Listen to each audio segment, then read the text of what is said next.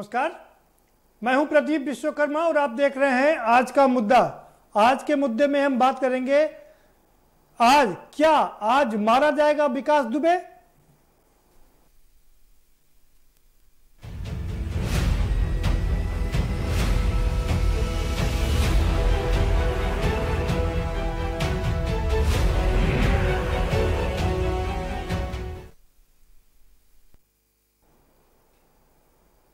जी हाँ, मुख्यमंत्री योगी आदित्यनाथ ने 8 सिपाहियों की हत्या करने वाले विकास दुबे को 72 घंटे का अल्टीमेटम दिया था और पुलिस को यह चैलेंज दिया था कि आपको 72 घंटे के अंदर इसको फ्लैश आउट कर देना है और आप तब तक वहां से कोई अधिकारी नहीं हिलेगा जब तक ये प्रतिज्ञा पूरी नहीं हो जाती। लेकिन अब 72 घंटे से ज्यादा का वक्त हो चला है, तीसरा दिन है। क्या आज मारा जाएगा विकास दुबे, या मुख्यमंत्री योगी को ही चैलेंज दे दिया है उसने कि आप का जो समय था वो समाप्त हो चला है? क्या पुलिस अधिकारी, क्या एसटीएफ के लोग मुख्यमंत्री की प्रतिज्ञा को पूरा कर पाएंगे? ये अपने आप में बड़ा सवाल है। आखिर 8 लोगों को मौत के घाट उतार देने वाला और पुलिस वालों को शहीद कर देने वाला विकास दुबे कहाँ है? किसी को कुछ पता नहीं चल रहा है। लखीमपुर में गाढ़ा लगाया गया, उन्नाव में गाढ़ा लगाया गया, पूरे उत्तर प्रदेश में चप्पे चप्पे पर उसकी छानबीन हो रही है, लेकिन उसकी परछाई भी हाथ नहीं लग रही है। क्या कारण है इसके पीछे?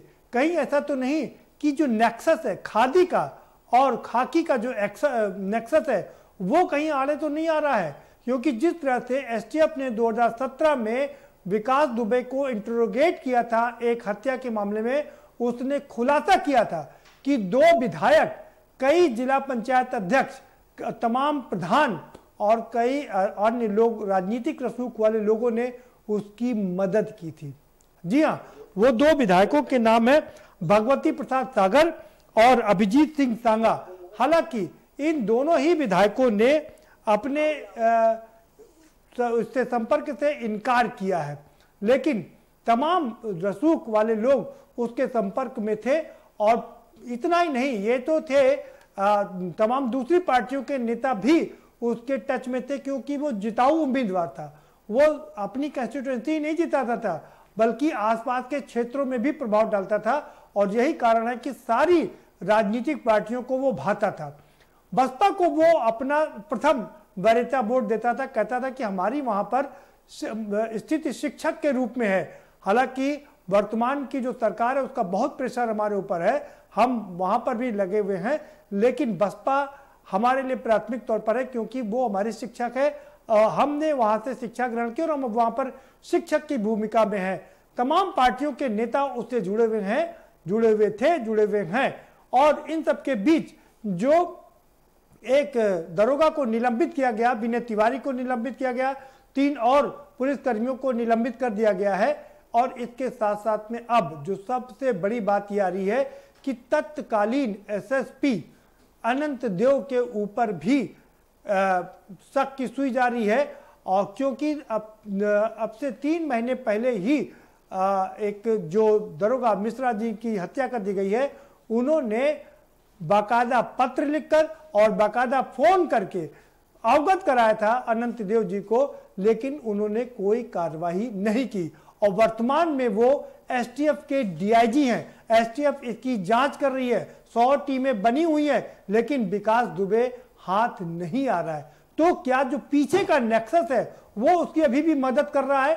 क्या योगी जी की जो इच्छा थी वो इच्छा की पूर्ति इसी कारण से नहीं हो पा रही? क्या आज मारा जाएगा विकास दुबे? ये अपने आप में सबसे बड़ा सवाल है और हम इसी पर चर्चा करेंगे। और हमारे साथ में खास मेहमानों का पैनल जुड़ा हुआ है, हम उनसे आपका परिचय भी कराएंगे, लेकिन उससे पहले आपको एक रिपोर्ट दिखा देते हैं। जरा ये रिपोर्ट देखिए और समझिए कि आखिर ये नेक्सस है क्या।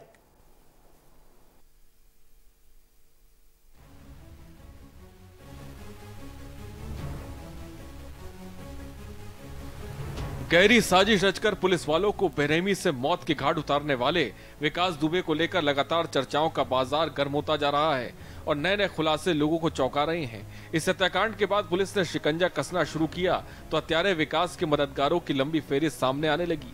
यही नहीं, विकास ने खुद पहले कई सफेद पोशों के नाम लिए थे जो कि उसकी मदद करते रहे। इन मददगारों के कारण ही विकास दुबे निर्भीक होकर वारदातों को अंजाम देता रहा और आखिरकार उसने वह कर दिखाया जिसकी किसी ने उम्मीद नहीं की थी। जो थाने में जो है तुम्हारे लिए एफिडेविट पढ़ रही हैं, तो इसको देने के लिए क्या तुमने कोई दबाव बनाया था किसी के ऊपर? दबाव जैसा नहीं, लेकिन अपना प्रयास किया था हमने, जो है अपने लोकल लीडर्स और उनसे है जो अपने हमारे यहाँ के प्रबुद्ध लोग हैं उनसे किया था। कौन कौन है?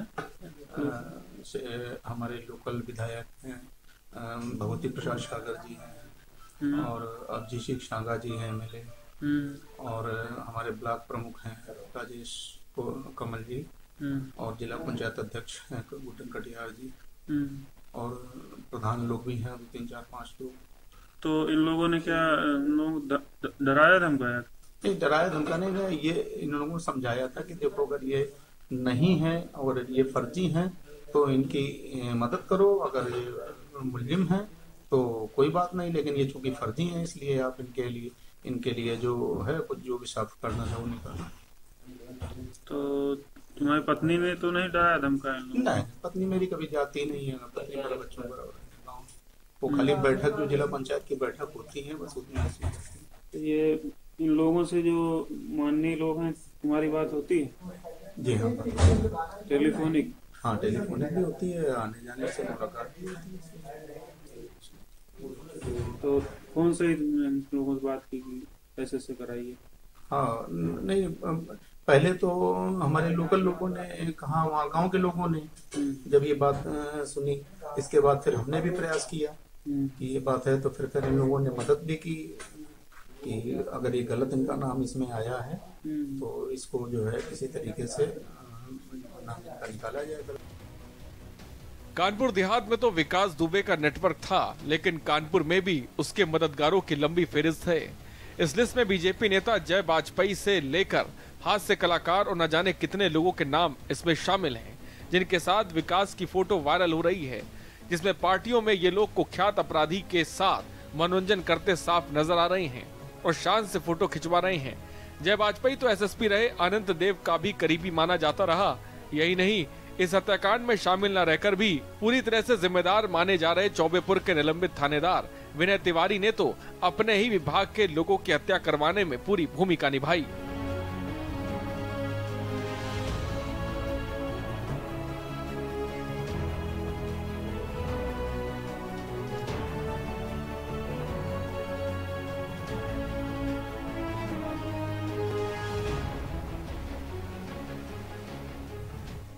रही सही कसर कानपुर के निवर्तमान SSP जो कि अब STF के DIG हैं, अनंत देव तिवारी ने पूरी कर दी। खुलासे में सामने आया कि शहीद CO देवेंद्र मिश्रा ने 3 महीने पहले ही SSP को न केवल फोन पर दरोगा विनय तिवारी की करतूतों से अवगत कराया, बल्कि पत्र जारी कर दरोगा का कच्चा चिट्ठा खोल कर रख दिया। लेकिन इसके बाद भी क्या कारण रहा कि SSP ने दरोगा के खिलाफ कार्रवाई नहीं की, ये भी एक बड़ा सवाल है। और इस दरोगा की मुखबरी से 8 परिवारों के चिराग बुझ गए। हालांकि DIG साहब की इस लापरवाही को शासन से गंभीरता से लिया है और उनके खिलाफ जांच बैठाकर सच्चाई सामने लाने का प्रयास किया जा रहा है। मुख्यमंत्री ने ऑपरेशन विकास के लिए पुलिस को 72 घंटे का समय दिया था, जो कि आज खत्म हो रहा है। पुलिस की टीमें लगातार दबिश दे रही हैं, लेकिन पुलिस के हाथ खाली हैं। अब देखना यह है कि मुख्यमंत्री द्वारा दिए गए अल्टीमेटम को पुलिस के अधिकारी समय पर पूरा कर पाते हैं कि नहीं। स्पेशल डेस्क के न्यूज।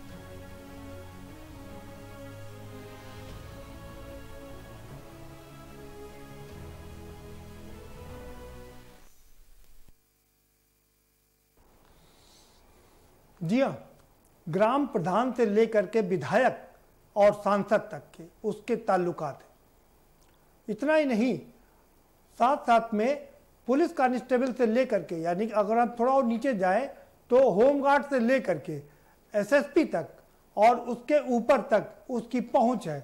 लगातार तमाम प्रमुख सचिव की गाड़ियां उसके पास रहती हैं। प्रमुख सचिव की गाड़ी जिसके पास से वो लेता है वो FIR दर्ज नहीं करवाता है। क्यों नहीं दर्ज करवाता है? क्या ये एक बहुत बड़ा नेक्सस है जो यूपी की तकदीर और तस्वीर को बदल कर रख देगा? अगर ये नेक्सस एक बार खुल गया तो यकीन मानिए कि एक बहुत बड़ा खुलासा होगा। और दूसरे सबसे बड़ी बात है कि इसके बाद शायद माफिया का जो गैंग है वो एक बार नेस्तनाबूद होने की तरफ चले। लेकिन सवाल यही है कि क्या विकास दुबे खत्म होगा? कैसे खत्म होगा विकास दुबे जब इतना बड़ा उसका नेक्सस है? मुख्यमंत्री का जो अल्टीमेटम था, मुख्यमंत्री का जो टाइम था वो समाप्त हो गया है, लेकिन विकास दुबे की परछाई अभी तक किसी को नहीं मिली है। कौन है जो उसको बचा रहा है? ये अपने आप में सबसे बड़ा सवाल है। क्या कब तक बचता रहेगा? क्या अगर वो पकड़ा गया तो वो भेद खोलेगा या सीधे ऊपर पहुंचा दिया जाएगा? सबसे बड़ा सवाल यही है। विकास दुबे सबसे बड़ी मिस्ट्री बन गया है और सबसे बड़ी हिस्ट्री बन गया है उत्तर प्रदेश की।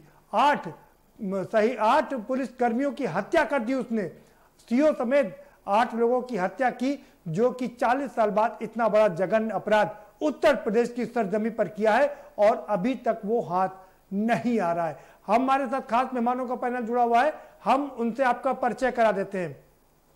अमिताभ वाजपेयी जी जुड़े हुए हमारे साथ में, विधायक हैं समाजवादी पार्टी के। स्वागत है आपका अमिताभ जी।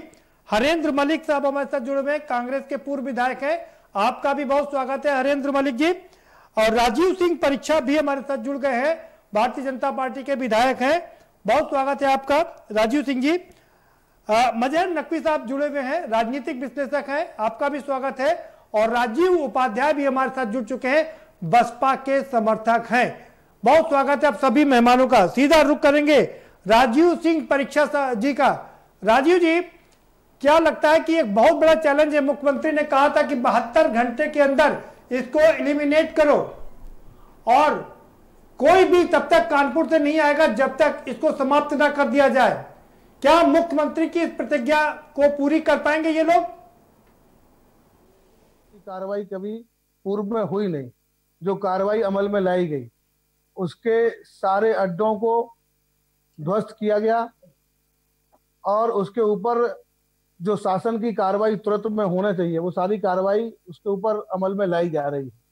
अब वो जो कि अपराधी प्रवृत्ति का है, कहीं छुपा हुआ है, कहीं जाके उसने अड्डे बना रखे हैं, वहां से भी प्रशासन निकाल के लाएगा, ऐसा हमको पूरा विश्वास है।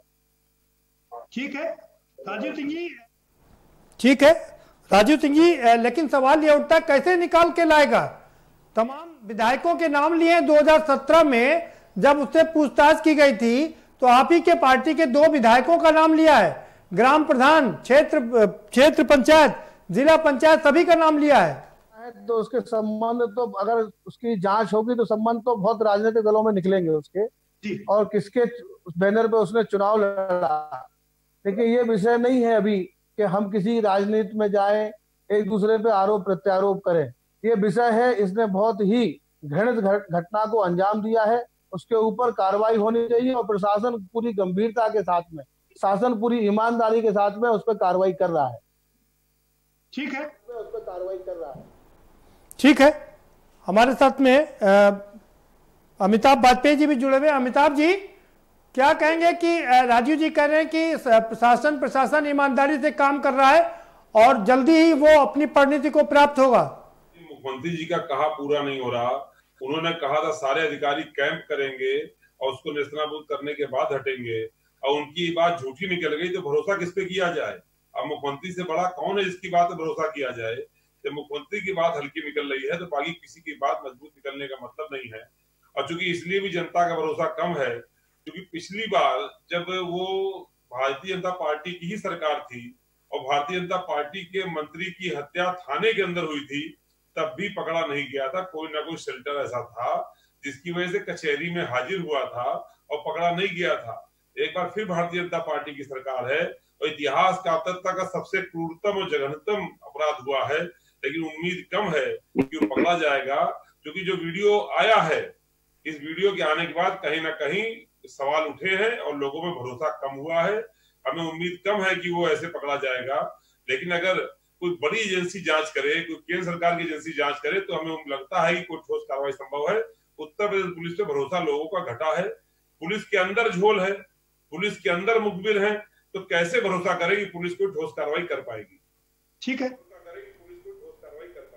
ठीक है। हरेंद्र मलिक जी, आपकी पहली प्रतिक्रिया क्या कहेंगे? देखिए, किसी के मारने का तो मैं कोई भविष्यवक्ता नहीं हूं कि कौन मारा जाएगा कौन नहीं मारा जाएगा, पर अपराध किस वजह से हुआ और कैसे हुआ ये गंभीर विषय है। आपने जिस तरीके के हालात देखे हैं कि मार्च में क्षेत्राधिकारी पुलिस चिट्ठी लिखता है एसपी कानपुर बिहार को और बताता है कि ऐसे 150 मुकदमे जिस व्यक्ति के विरुद्ध दर्ज है, स्टेशन अफसर उसको सेल्टर कर रहा है। मेरी आवाज सुन पा रहे हैं आप? जी जी, आप अपनी बात रख सकते हैं।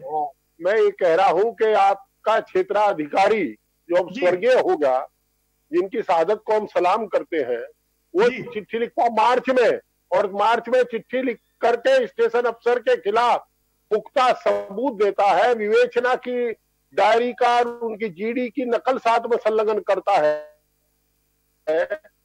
जी। पहले तो यही जांच का विषय है, और इसमें जो सबसे दोषी है जब आपका क्षेत्राधिकारी जो एसओ से वरिष्ठ अधिकारी है, जिसके सुपरविजन में सारी जांच हुआ करती है, उसने एक पत्र मार्च में लिखा, किससे जांच कराई एसपी ने उसकी, क्यों नहीं कार्रवाई की उससे? अगर स्टेशन अफसर के खिलाफ उसके वासियों के लिखने के बाद भी कार्रवाई नहीं होती तो इसका मतलब साफ है कि तथाकथित जो भी वो दुबे है उसको संरक्षण एसपी स्तर से था, इसको कोई डिनाई नहीं कर सकता। मैं ये भी जानता हूं कि जो मैं बोल रहा हूं इसका मुझे खतरा हो सकता है, पर मैं ये भी मानता हूं एक परंपरा चल गई, एमएलए एमपी प्रधान प्रमुख उनको तो आप नाम ले रहे, आप ये पूछ जी जी जी, अपनी बात पूरी कर लीजिए। पत्र के बाद और अभी एक वीडियो है, इसने वो बता रहा है कि 7 भैंस चोर पकड़े गए, 5 इसने छोड़ दिए और 2 को दूसरे थानेदार को दे दिया जी।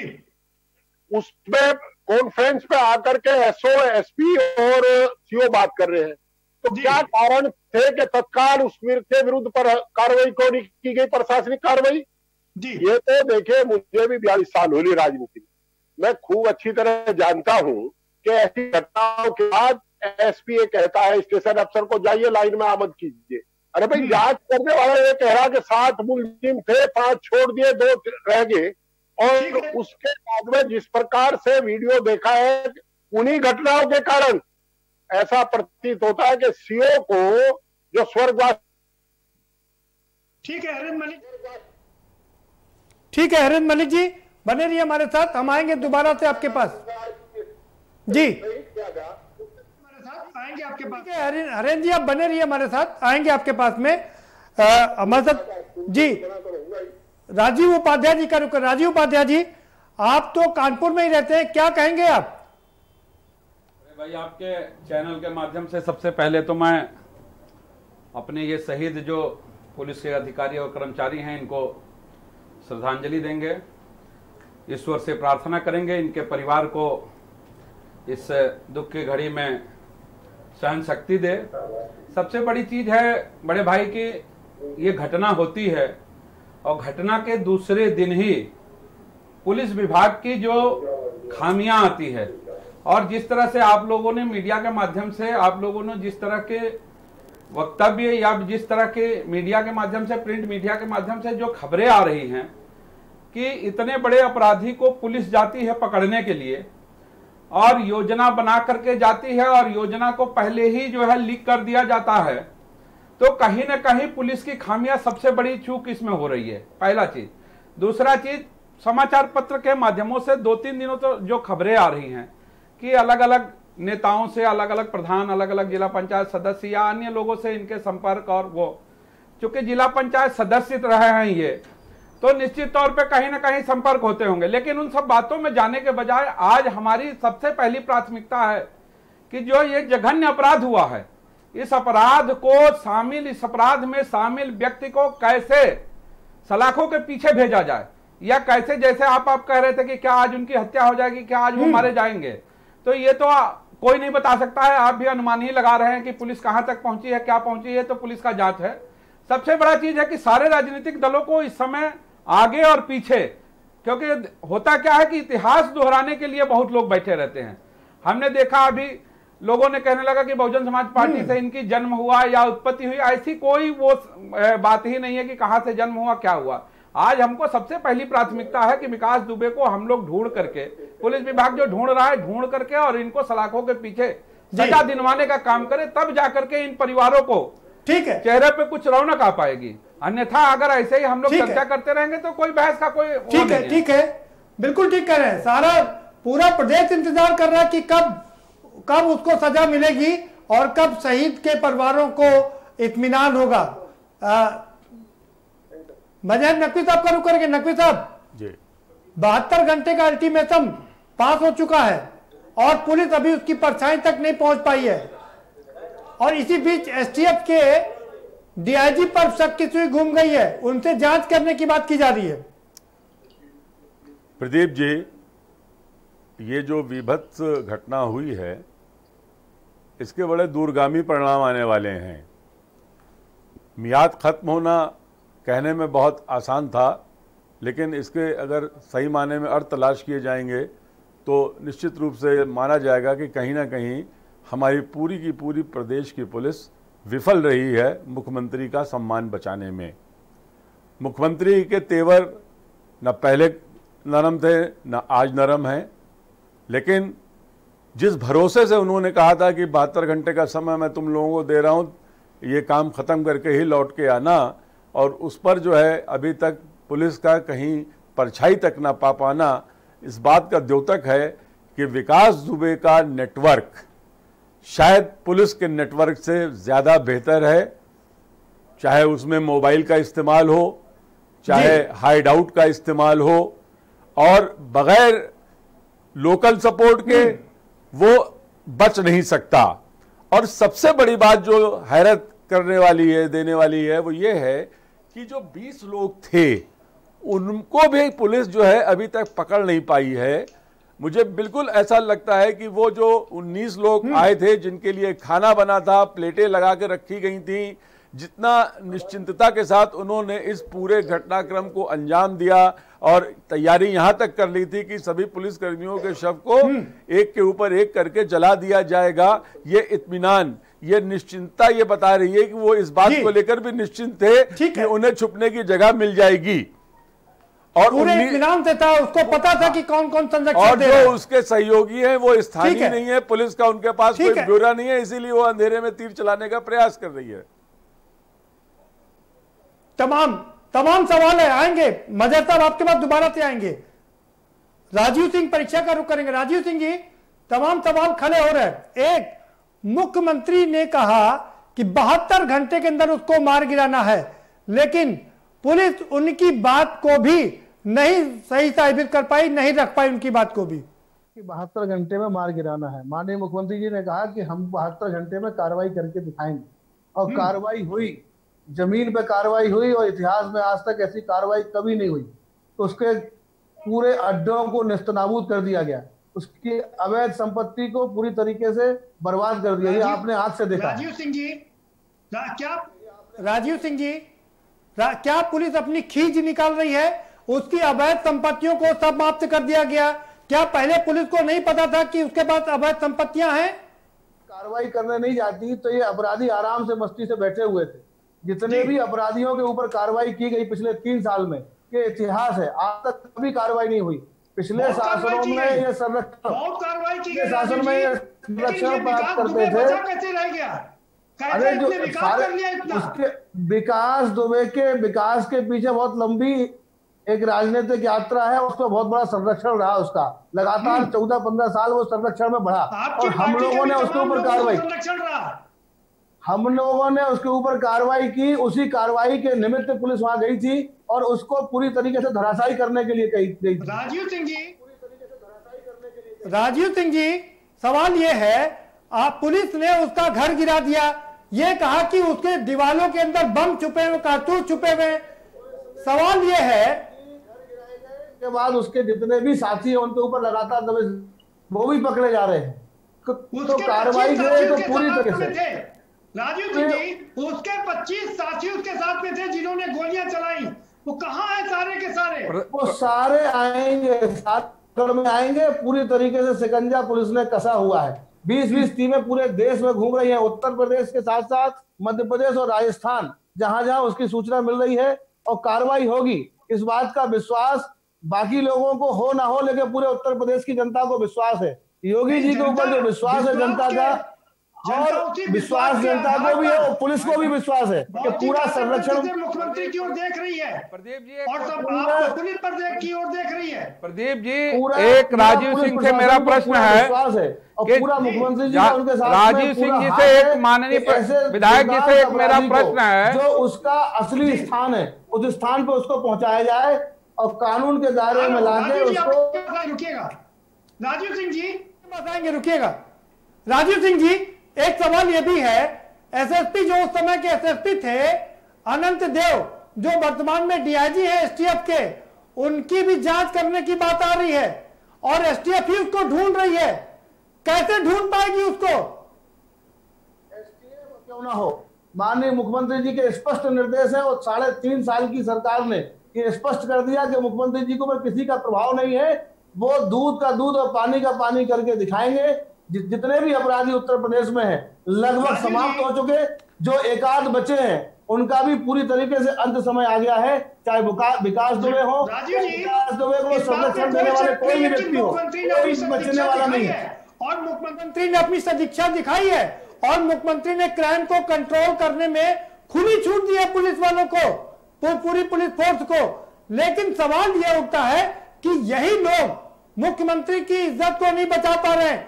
72 घंटे के अल्टीमेटम में उसको निपटा नहीं पाए अभी तक। प्रदीप जी एक चीज विश्वास के नाम पे पूछिएगा माननीय विधायक जी से। बख्शा नहीं जाएगा, ये विश्वास पूरे प्रदेश को है और माननीय मुख्यमंत्री जी ने अपने 3.5 साल के कार्यकाल में ये विश्वास पैदा किया है। सब लोग उनके ऊपर विश्वास करते हैं। बाकी जो राजनीतिक विरोधी हैं उनको प्रश्न उठाना चाहिए, वो उठा रहे हैं और उनको अधिकार है, इस चीज से हम उनको वंचित नहीं करेंगे। ये निश्चित रूप से घटना है। ये आपकी अच्छी बात है, बने रहिए राजीव सिंह परीक्षा साहब हमारे साथ में। ये आपकी अच्छी बात है कि कम से कम लोकतंत्र जिंदा रखने के लिए आपने ये बात कही कि विपक्षी दल सवाल उठा रहे हैं, उनको सवाल उठाते रहना चाहिए क्योंकि आप भी लंबे समय तक विपक्ष में रहे हैं। ये बहुत अच्छी बात है क्योंकि विपक्ष को भी कहीं थोड़ा स्पेस मिलना चाहिए। वक्त एक छोटे से ब्रेक लेंगे, ब्रेक के पार आएंगे तो चर्चा को आगे बढ़ाएंगे क्योंकि राजीव जी कह रहे हैं कि उसको खाद पानी दूसरी पार्टियों से भी मिला हुआ है, बसपा से उसका जन्म हुआ है, ये भी आरोप लग रहे हैं। हमारे साथ में बसपा के समर्थक उपाध्याय जी जुड़े हुए, जरा उनसे भी समझने की कोशिश करेंगे। कैसे खाद पानी मिला, कैसे बढ़ा इतना विकास दुबे, कैसे उसने इतना विकास किया और अब उसके विकास पर क्यों नहीं कुटानाघात किया जा रहा है।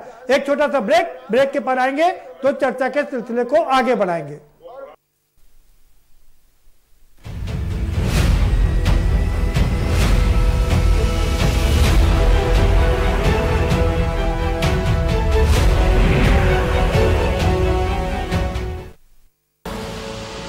देख रहे हैं के न्यूज, खबरों का सारथी। You know it's only a drill, and yet you train like it is the real thing. Because one day, at a second's notice, it will be. One day, you'll come together as an invincible team, and every second you save will be a life saved. The Indian Air Force is looking for an exceptional team. A team that is truly a cut above. Join the Indian Air Force to be a cut above.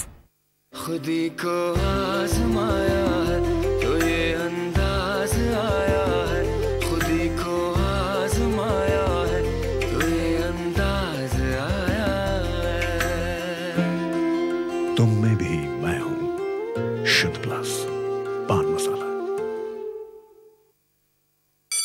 Mount Litra Z School, Unnao, #1 in academics, #1 in sports, best teachers, best result, smart classroom, best transport facility, world class infrastructure के साथ Mount Litra Z School, Unnao। हम आप सब अब नहीं तो कब, 9 बज जाए तब। बहुत हुई राजनीति की माया, हम बताएंगे कि आपके हिस्से में क्या आया। फिक्र आपकी, सोमवार से शुक्रवार रात 9 बजे। TV9 भारतवर्ष, अब तो सब देख रहे हैं। कोरोना संकट के पल पल की अपडेट आप तक पहुंचा रहे हैं 100 कोरोना योद्धा।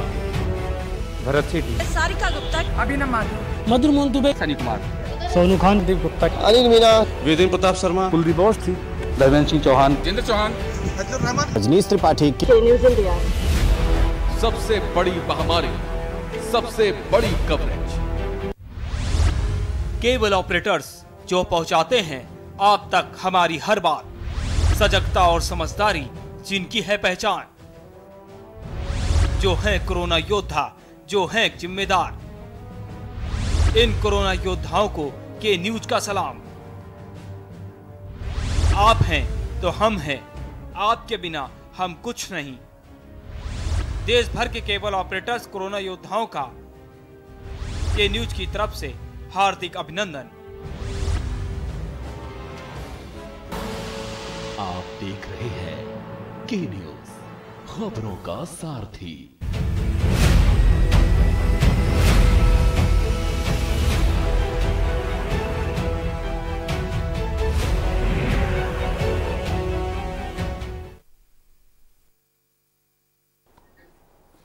ब्रेक के बाद आपका स्वागत है और हमारे साथ लगातार सारे मेहमान खास जुड़े हुए हैं। आप सीधा रुख करेंगे राजीव उपाध्याय जी का। राजीव उपाध्याय जी, सवाल यह है कि खबर ये आ रही कि आपकी पार्टी ने उसको ज्यादा खाद पानी दिया और वहीं से वो बढ़ा। वो उसने खुद स्वीकार किया कि हमारे पास में सारी पार्टियों के लोग आते हैं अपनी पार्टी में जोड़ने के लिए, लेकिन मैं बसपा को प्यार करता हूं क्योंकि वहां पर मैं शिक्षक की भूमिका में हूं। बड़े भाई एक चीज आप समझिए इस चीज को। विकास दुबे आज क्या कह रहे हैं क्या नहीं कह रहे हैं उस बात को तो हम नहीं कहेंगे, लेकिन जब भी बहुजन समाज पार्टी की सरकारें रही हैं, विकास दुबे हों या प्रदेश का अन्य कोई इस तरह का अपराधी रहा हो, बहन जी के शासनकाल में बहन जी का एक चीज सख्त निर्देश था कि कोई भी अपराधी अपराधी होता है, वो चाहे बसपा से जुड़ा हो या न जुड़ा हो। इस चीज को कोट कर देना कि कोई बहुजन समाज पार्टी से जुड़ा हो आज अपराधी कह रहा है कि हमारा बहुजन समाज पार्टी से बहुत ज्यादा प्रेम है, उस चीज को कितना अर्थ में लिया जाएगा ये तो आप लोग जानते हैं। आज नहीं कह रहा है, 2017 में ही कह दिया था उसने।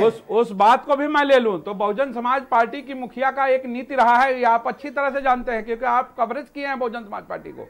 हमेशा से उन्होंने चाहे सांसद हो, विधायक हो या छोटा सा कार्यकर्ता हो, किसी तरह का अपराध में लिप्त है, छोटी सी छोटी भी घटना किया तो बहन जी ने सांसद को उठा करके अपने ऑफिस और कार्यालय बुलाकर तो जेल भेजने का काम किया। आपके पार्टी की इस तरह का काम जो पार्टी की 4 बार सरकार रही है उत्तर प्रदेश में, 2007 से लेकर के 2012 तक भी सरकार रही है, ये पनपा कैसे है? इस विकास दुबे का विकास हुआ कैसे? अच्छा प्रदीप भैया एक चीज और बता दीजिए आप, 4 बार हमारी सरकार रही है, इस व्यक्ति की हिम्मत हो पाई कभी भी कि किसी तरह का अपराध कर ले? जब अपराध किया, ये पहली बार संतोष शुक्ला जी राज्य मंत्री थे, उनके साथ अपराध हुई। इतनी हिम्मत हुई कि उसने अपना घर किले के रूप में तब्दील कर दिया, वो तो कह दिया अब वो तो कोई पुलिस वाले की हिम्मत नहीं है कि यहाँ आकर के दबिश दे दे। नहीं वो तो ही सिर्फ यहाँ पर आ सकती है। वो तो बहुजन समाज पार्टी के लिए ना कहिए, वो तो आज भारतीय जनता पार्टी की भी 3.5 साल से सरकार है।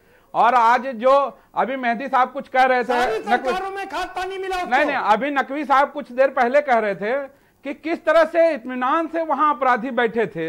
इस चीज को गौर करने की बात है कि आदमी आकर के खाना बनाता है, खाना खाता है, व्यवस्था करता है, हम और गौर कर रहे हैं। और चौबेपुर और सिवली थाना जो है 2-4 किलोमीटर की दूरी पे है। सरकार रही, 4 बार सपा की सरकार रही, भाजपा की सरकार ने कैसे खाद पानी मिला? हमारी सरकारों में इस व्यक्ति ने किसी तरह का अपराध करने की हिम्मत नहीं जुटा पाया।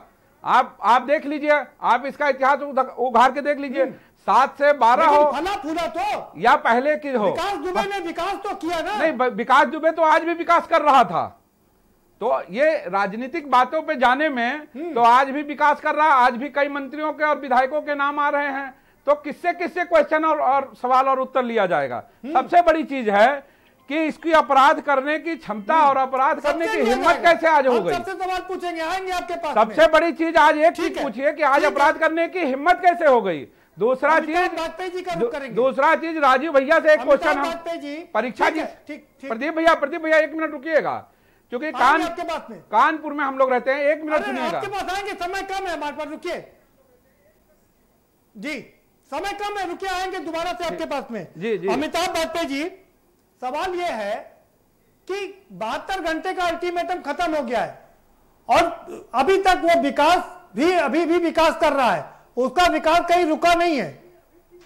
कहीं ना कहीं अपराधी को ये खौफ नहीं था कि हम अपराध करके पकड़े जाएंगे, बड़े इत्मीनान से वो अपराध करके निकल गए।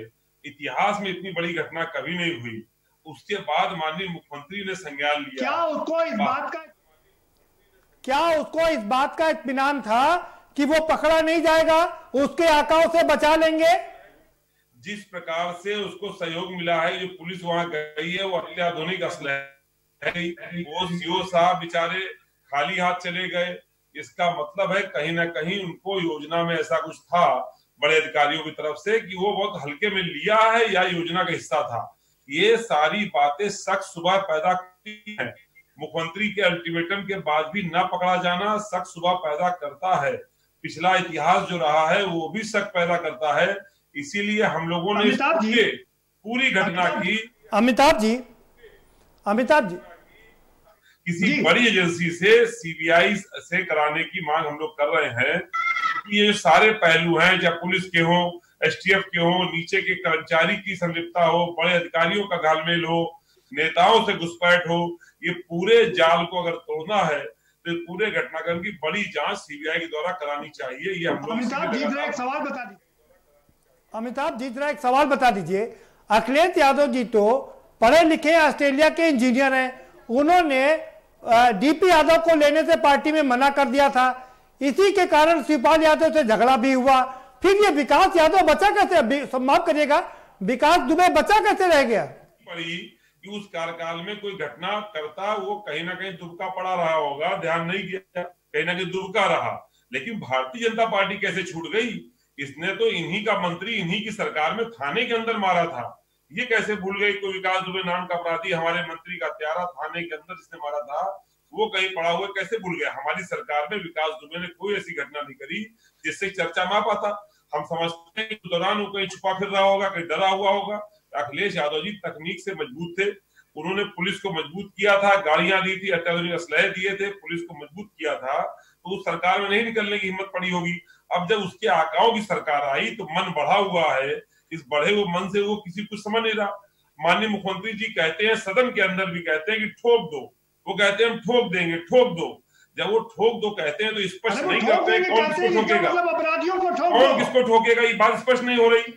जिसको जहां जैसे मौका मिल रहा है वो ठोक दे रहा है। पुलिस मुंह से ठाए ठाए करती है, पुलिस के दरोगा मुंह से ठाए ठाए करते हैं, अपराधी असली असलहे से गोली चला रहे हैं। तो ये कहीं ना कहीं पूरी व्यवस्था में कहीं ना खामी है। पुलिस के पास असलहे नहीं है, अपराधियों के पास असलहे हैं। पुलिस का मनोबल नीचे है, अपराधियों का मनोबल ऊंचा है। अपराधी को विश्वास है कि हम सुरक्षित भाग भी जाएंगे और हम बच भी जाएंगे। हम लोग उम्मीद करते हैं कड़ी कार्रवाई होगी। मकान जमींदोज किया है, लेकिन पूरी व्यवस्था को जमींदोज करना होगा, हमें उम्मीद है और हम मांग भी करते हैं, उम्मीद भी करते हैं कड़ी से कड़ी कार्रवाई होनी चाहिए। ये घटना इतिहास में भुलाई नहीं जा सकती, बड़ी घटनाओं में दर्ज होगी। लेकिन जो लचर कार्यप्रणाली पुलिस की रही है, जिस तरीके से अधिकारी, कर्मचारी, नेता सब के घेरे में आ रहे हैं, इससे हमें नहीं लगता है कि उत्तर प्रदेश की पुलिस में न्याय कर पाएगी।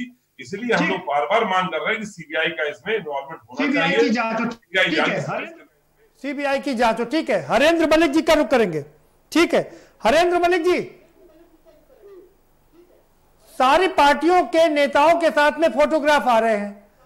प्रियंका गांधी वाड्रा जिस राजा रामपाल के साथ में मीटिंग कर रही थी, उन्हीं के साथ में फोटो सामने आ गया है।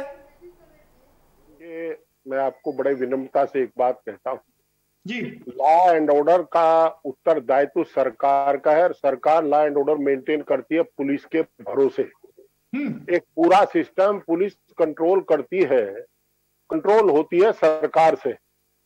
आज डीजीपी के बारे में कोई नहीं बोल रहा। आदरणीय मुख्यमंत्री जी ने 72 घंटे का समय दिया कार्रवाई के लिए। विकास दुबे पकड़ा गया नहीं पकड़ा गया, मरा या जिंदा है, ये सवाल अहम नहीं है। विकास दुबे तो पकड़ा ही जाएगा।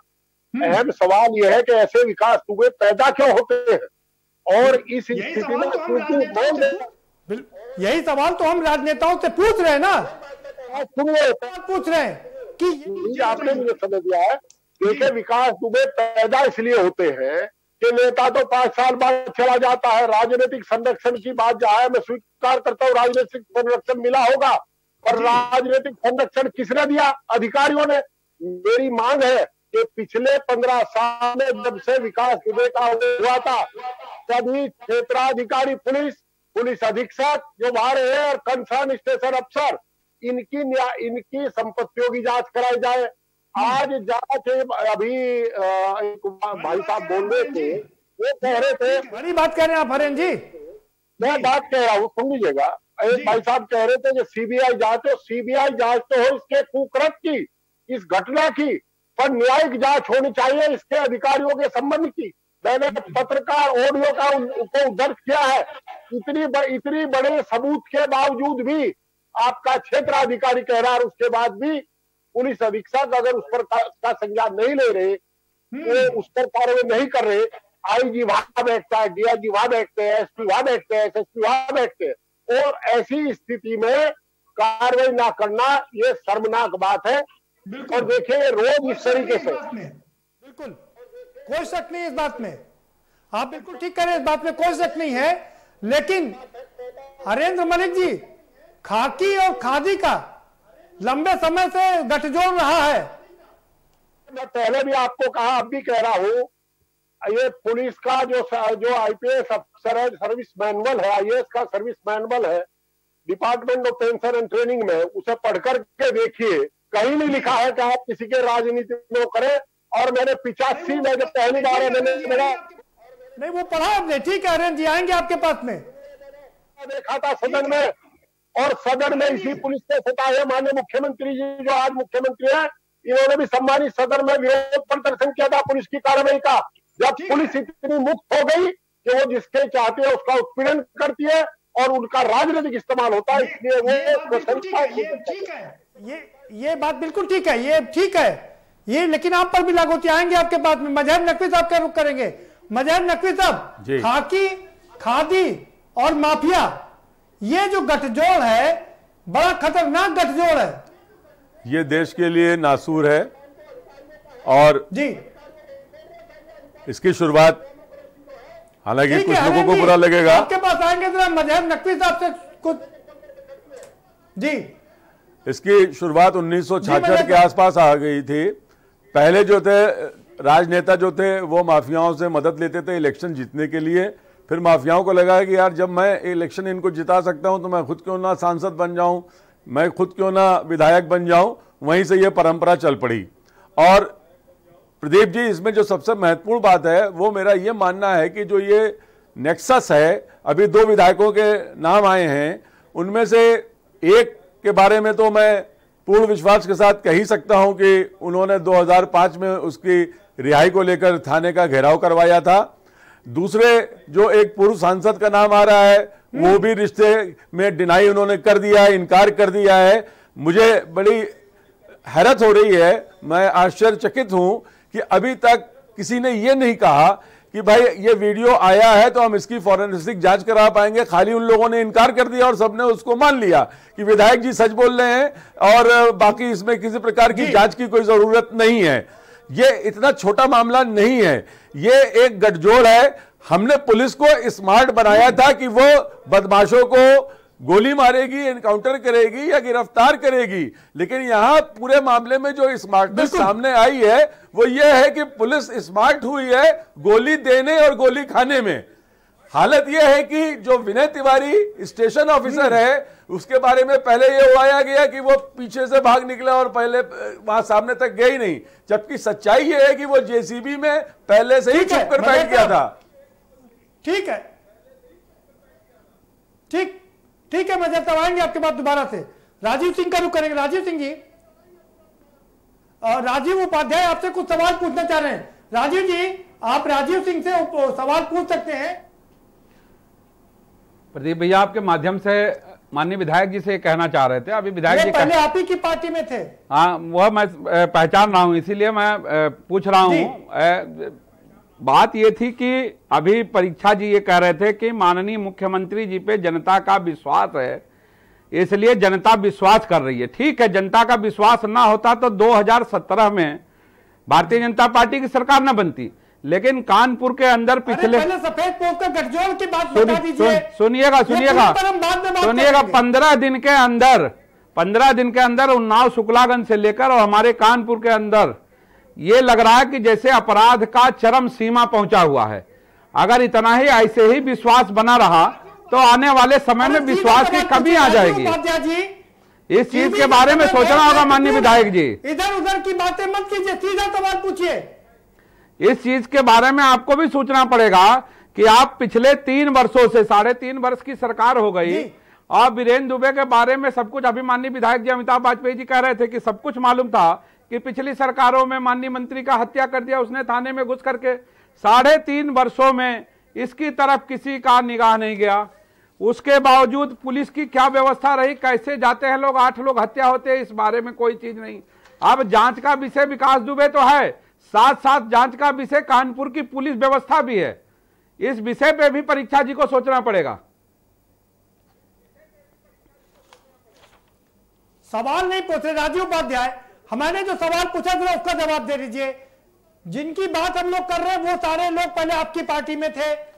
भाई साहब हमने एक जवाब दिया कि हमारी नेता की दृढ़ इच्छा शक्ति इतनी बड़ी थी कि हमारे दल में जो लोग भी रहे, चाहे वो शरीफ रहे चाहे अपराधी, मतलब खुल के बात कर रहा हूं मैं, ठीक है, उस टाइप के लोग रहे, लेकिन किसी की भी हिम्मत और क्षमता नहीं हो पाई कि किसी तरह का अपराध कर दें उस दरमियान।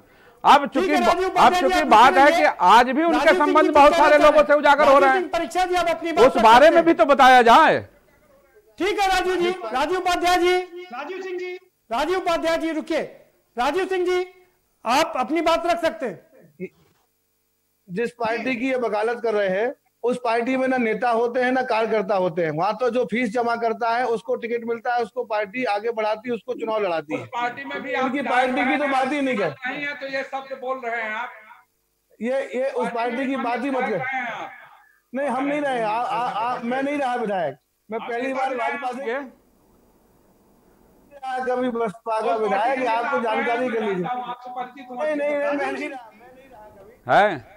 राजीव सिंह जी गलत पकड़ रहे हैं, मैं पहली बार विधायक हूँ, आप जानकारी करके बैठे। राजीव सिंह जी सवाल आपसे ये है, राजीव सिंह जी सवाल आपसे ये है कि जिन लोगों के नाम सामने आ रहे हैं, जिन राजनेताओं के नाम सामने आ रहे हैं, क्या उन पर पार्टी कार्रवाई करेगी? और इस चीज का विश्वास माननीय जो वाजपेयी जी बैठे हैं विधायक जी, वो भी पूरी तरीके से आश्वस्त हैं कि माननीय मुख्यमंत्री जी के रहते हुए कोई भी अपराधी बचने नहीं पाएगा, चाहे वो कितना ही ताकतवर क्यों ना हो। इस चीज से हम अपने विकास दुबे की तो बात कर ही रहे हैं, साथ में ये बता दीजिए कि जिन जिन लोगों के नाम सामने आ रहे हैं क्या इन पर भी कार्रवाई होगी? जितने भी राजनीतिक विपक्षी दल हैं ये सब अभी अपराधियों को बचाने के लिए सड़कों पे आएंगे। अभी जब जांच होगी पिछले 15 सालों की तो इनसे जितने भी सूत्र निकलेंगे इसके लिए ये सब सड़कों पे आने वाले हैं, इसलिए किसी को छोड़ा नहीं जाएगा, किसी को बचाने वाले हैं। राजीव सिंह जी मेरा सीधा सवाल आपसे है, अभी पिछले 3 साल में आप अपने मंत्री के 3 साल में नहीं दिला पाए हैं, आप अपनी आपने ही आपके ही शासन में उसको पूरी तरीके से उसकी विवेचना नहीं हुई, उनका सही तरीके से प्रोसिक्यूशन नहीं हुआ। आप लोगों ने आपके शासन में 2003 के बाद से 2003 के बाद से लगातार आप लोगों की सरकार रही है और पूरी तरीके से 72 घंटे में कार्रवाई हुई है और इतनी कार्रवाई कभी किसी ने नहीं की। 72 घंटे में कार्रवाई हुई है, ये कार्रवाई तो आप लोगों की कल्पना से बाहर है, कभी इस तरीके की कार्रवाई नहीं हुई। पहली बार उत्तर प्रदेश में कानून का राज स्थापित हुआ है और जो कहा गया वो जमीन पर उतरा है। पुलिस भी आज पूरी ईमानदारी से अपराधियों को उनकी जो निश्चित जगह वहां पहुंचाने में लगी हुई है और शासन पूरी तरीके से पुलिस के मनोबल को बढ़ाने वाला है। आप मेरी बात तो सुनिए, मैंने आपको बीच में टोका नहीं था, आप मेरी बात सुन ले। अभी पिछले 3 साल जब अपराधियों के ऊपर कार्रवाई हुई, सबसे ज्यादा दर्द समाजवादी पार्टी को ही हुआ। ना आपने सदन चलने दिया, ना आपने सरकार को काम करने देते हैं। आप पुलिस के बीच में ही बाधा बनने का काम करते हैं। कितने अपराधी बने हैं? आप 9 दिन सदन नहीं चलते कुल पूरे साल में। अरे आप चलने का अभी जिस घटना आप लोग बाधा उत्पन्न करते हैं और अपराधियों को संरक्षण देने का काम करते हैं। अभी दूध का दूध पानी का पानी हो जाएगा माननीय वाजपेयी जी, परेशान मत होइए। अभी सारे संपर्क निकल जाएंगे और विकास दुबे का विकास 15 साल में कैसे हुआ और किसके संरक्षण में हुआ वो आपको सब मालूम चल जाएगा। अपराधी ने ये आपके बड़े बड़े नेताओं की फोटो लगा के, तस्वीर लगा के और आपके झंडे को लहरा के उसने अपने बाहुबल को बढ़ाने का काम किया है। समाजवादी पार्टी के झंडे के तले उसने अपना विकास किया है। ये सारी चीजें स्पष्ट हो गई। पिछले 4 दिनों में जो चीज स्पष्ट हुई है उसमें आपका और आपकी पिछले मित्र का, समाजवादी पार्टी और बसपा दोनों की करनी कसनी का बिल्कुल उजागर हो गया है। ये चीजें स्पष्ट हो गई है, प्रदेश की जनता जानती है, प्रदेश की जनता जानती है। और ये आप जान लीजिए कि अब उसको कोई बचा नहीं पाएगा। विकास दुबे हो या कोई भी हो, उसको बचने नहीं पाएगा। उसका जो निश्चित कानून के दायरे में लाके जो भी होगा उसके ऊपर कार्रवाई होगी। लगता नहीं कि आपके बस का है वो 2017 हमारे बस का ही है, आपके बस का नहीं था, आपके बस का नहीं है। 2017 का वीडियो है वो जिस पर बहस हो रही थी, 2017 का वीडियो है। वीडियो कोई भी रहे, हम आप दोनों से अनुरोध है कि आप बने रहिए हमारे साथ में। हमारे साथ पूर्व सांसद हरेंद्र मलिक जी बने हुए हैं, हम उनका रुख करेंगे। इसलिए रात में पुलिस दबिश देने के लिए गई थी, उसका सम्मान बढ़ाने के लिए नहीं गई थी। हम लोगों को पुलिस को धन्यवाद देना चाहिए। उन साथियों ने ठीक है, हरेंद्र मलिक जी का रुख करेंगे भाई। राजीव सिंह जी, राजीव सिंह जी हरेंद्र मलिक जी के पास जाएंगे। अमिताभ जी आपको भी रुकना पड़ेगा। अब हरेंद्र मलिक जी आपने एक बहुत अच्छी बात उठाई। राजीव सिंह परीक्षा जी होते रहेंगे। आप नहीं, सपा और बसपा को बंद करिए। जनता ने इनको किनारे कर दिया है, हम ही इनको ठीक करेंगे। हमारी सरकार में ही ये जमीनों हो जाएंगे। बाकी हम किसी पे आरोप प्रत्यारोप नहीं कर रहे हैं कि अपराधियों को हम लोग ठीक करेंगे, ये विश्वास रखिएगा। किसी सरकार में नहीं हुई है। बड़ी घटना निश्चित रूप से बड़ी घटना है, उसको हम स्वीकार करते हैं। लेकिन अपराधियों को खौफ और अपराधियों का खौफ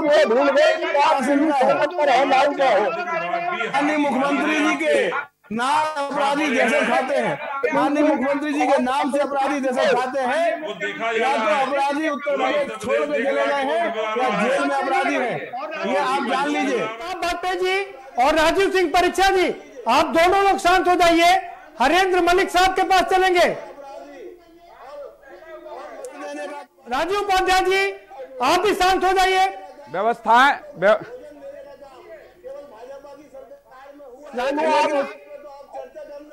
राजीव सिंह जी हरेंद्र मलिक साहब को सुन लेते हैं, पूर्व सांसद हैं। जो विषय है उस पर चर्चा करिएगा। अपराध और अपराधी हमारी पार्टी का बहुत गहरा सवाल उठाया। पार्टी हमारे संरक्षण केवल अपराध और अपराधियों के लिए है। ये आप लोग बात करने की हम लोगों को तो बात करने की जनता ने ही नहीं दी। अपराधियों को ठीक करने का काम हम लोगों का है, हमारी सरकार ठीक करेगी। राजीव उपाध्याय जी आप शांत हो जाइए, आपके बाद दोबारा आएंगे। राजीव उपाध्याय जी आप शांत हो जाइए, आपके बाद दोबारा आएंगे। हरेंद्र मलिक साहब का रुख करेंगे। हरेंद्र मलिक साहब आपने सही सवाल उठाया जी। ये वास्तव में बहुत गंभीर और विचारणीय विषय है। मैं तो 9वीं 10वीं 11वीं 12वीं विधानसभा का सदस्य रहा और पार्लियामेंट में भी रहा। ये हमारे साथी साहब इसका अंदाजा लगा रहे, मैं आपकी पीड़ा को समझ रहा हूँ और आपकी पीड़ा सहमत हूँ। अगर यही काम खादी खाकी का चलता रहा और बदमाशों के हौसले इस तरह बढ़ते रहे आज भी हम रात को 12 बजे तक राजनीतिक लोग जो सड़क पर घूमते हैं वो इसीलिए घूमते हैं कि अगर हमारा दामन साफ है तो घूमेंगे, और जब इनके खाकी का मोरल डाउन होगा तो निश्चित रूप हम भी और दूसरे नागरिक भी सड़क पर नहीं जा सकते। जहां तक इस घटना की बात है, इससे बड़ी निंदनीय घटना हो नहीं सकती। हमें उन शहीदों को सलाम करना चाहिए। और मैं फिर दोहरा रहा हूँ, देखिए इसको पार्टी से मत जोड़ो। जिन लोगों के संबंध थे न्यायिक जांच में सबके सामने आ जाएंगे और 2 बिंदुओं पर केंद्रित करो, अधिकारी और सत्ताधारी, चाहे उस समय कोई राजनीतिक हो, मैं सत्ताधारी नहीं कहा, अधिकारी और राजनीतिक लोग, और उसके बाद में उनकी संपत्ति चिन्हित कीजिए, चाहे राजनीतिक आदमी की हो चाहे अधिकारियों की हो, और उनके खिलाफ कार्रवाई कीजिए। नहीं तो लोकतंत्र समाप्त हो जाएगा और माफिया तंत्र बढ़ेगा। और मेरा ये भी अनुरोध है इसके साथ साथ कि हर घटना को मुख्यमंत्री जी से मत जोड़िए, डीजीपी उत्तरदायी है। और जो दूसरा है, कहा हमारा सिस्टम कितना दोषपूर्ण हो चुका है, और देखिए एक कटु सत्य है विधायक जी, हर आदमी जानता है कि सरकार में सत्ता की चलती है, सत्ता सरकार चलाती है। अगर आप सरकार में है तो जिम्मेदारी भी आपको प्रेम से निभानी पड़ेगी। और ठीक है मलिक साहब, ठीक है, समय इतना ही है। मजहर नकवी साहब, खाकी, खादी और माफिया का गठजोड़, खतरनाक गठजोड़ कैसे खत्म होगा ये? देखिए, जिस तरीके से लोगों की महत्वाकांक्षाएं बढ़ी हैं, जीवन शैली बढ़ी है, खर्चे बढ़े हैं, बेरोजगारी। फाइनल कमेंट आपका? फाइनल कमेंट मेरा ये है कि ये जो अनहोली नेक्सस है, जिसको हम कहते हैं नापाक गठजोड़, इसके फिलहाल खत्म होने की संभावना मुझे नहीं दिखाई देती है। हम यहाँ पर लोगों का भाषण सुन रहे थे अभी, सारे दल चाहे वो कोई भी हो, समय समय पर माफियाओं का उपयोग अपने अपने राजनीतिक हितों के लिए करते रहे हैं और करते रहेंगे। इस गठजोड़ को समाप्ति नहीं होगी, इसका अनुमान इसी से लगाया जा सकता है कि अभी तक ये सिर्फ कहा जा रहा है कि जो पुलिस कर्मियों के नाम आए हैं उनकी सेवाएं समाप्त कर दी जाएंगी, जबकि कायदा ये कहता है कि उनको 120B का मुलजिम बनाया जाना चाहिए। वो जो शहीद हुए हैं वो वास्तव में पुलिस के अपने ही लोगों की वजह से हत्या कराई गई उनकी। राजीव सिंह जी, आपका फाइनल कमेंट, कब पकड़ा जाएगा विकास दुबे?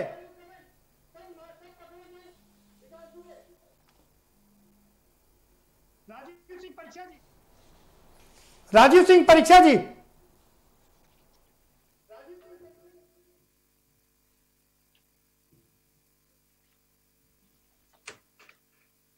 चलिए तो लगता है उन तक आवाज नहीं पहुंच पा रही राजीव सिंह तक। फिलहाल इस कार्यक्रम में इतना ही। तो कुल मिलाकर के ये जो गठजोड़ है खाकी का, खादी का और माफिया का, ये पूरा गठजोड़ लगातार बनता रहता है और चलता रहता है, और यही कारण है कि सब एक दूसरे को बचाते रहते हैं। 100% की बात नहीं की जा रही है, लेकिन तमाम लोग, इस तरह के जो लोग हैं, वो आपस में नेक्सस बनाते हैं, गठजोड़ बनाते हैं और एक दूसरे की मदद करते हैं। तो क्या यही कारण है कि विकास दुबे अभी तक बचा हुआ है? मुख्यमंत्री ने अल्टीमेटम दिया था कि 72 घंटे के अंदर उसका सफाया कर देना है, लेकिन पुलिस अभी उसकी परछाई तक भी नहीं पा पाई है। क्यों नहीं पा पाई है? क्या यही कारण है कि उसको शेल्टर मिल रहा है, तमाम दलों के लोग उसको संरक्षण दे रहे हैं? क्या वो पकड़ा जाएगा? क्या आज जो मुख्यमंत्री का तीसरा दिन है, क्या उनकी वो बात पूरी हो पाएगी? ये देखना काफी दिलचस्प होगा। फिलहाल इस कार्यक्रम में इतना ही। आप हमें दीजिए इजाजत और बाकी खबरों के लिए देखते रहिए के न्यूज इंडिया।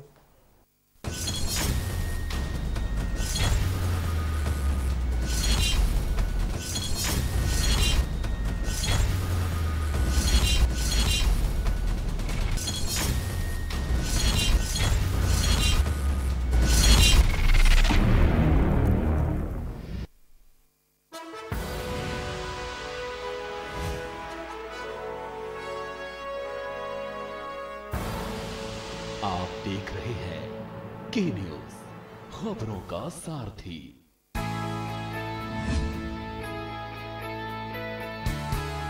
पर्यावरण की सुरक्षा हमारे जीवन के लिए आवश्यक है। माननीय मुख्यमंत्री योगी आदित्यनाथ वृक्षारोपण और पर्यावरण की सुरक्षा से जुड़े विभिन्न प्रयासों में सदैव जन भागीदारी को प्राथमिकता देते हैं। 1 जुलाई 2020 से शुरू वन महोत्सव सप्ताह में पूरे प्रदेश में एक अभियान द्वारा वृक्षारोपण